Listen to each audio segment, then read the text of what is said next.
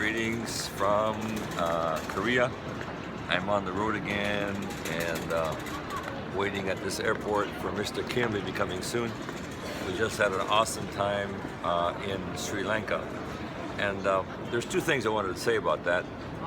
Number one, the time has really come for that nation. And we've been going there for a while, but it seems like finally there's a great harvest beginning to come forth. And it's nothing that we did wrong before or anything like that. It's just a matter of the fullness of time. So that made me think that that's just the sign that there's a great fullness of time for actually everybody in any nation, so to speak. We're in a different time, and everywhere there is a fullness. And I remember even in in Jerusalem at the gathering in November, Chuck Pierce said something. He said they're reading Psalm 24, the earth is the Lord's and the fullness thereof, and he said something like, watch for the fullness to really begin to manifest now. So we're really in a time of fullness.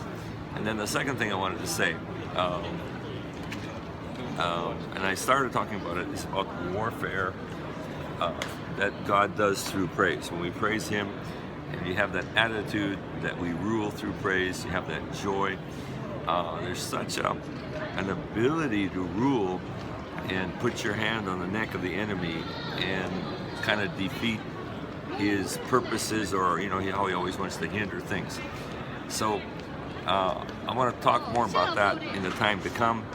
But anyway, I'm just so glad that God showed us and gave us the revelation that you can use praise to rule over the enemy. It's like a two-edged sword, and we got to get a hold of that concept. And when churches get a hold of that concept, then things change. But if you don't get a hold of it, you're always going to, seems like you get kind of battered around by the enemy a little bit. But anyway, I'll talk more about that later. Good talking to you, and this week has been a little bit late, but I trust that you'll be blessed, and thank you for praying as I go on this next, we, Mr. Kim and I, and the other team, the rest of the team, go on this journey into this other nation. God bless you.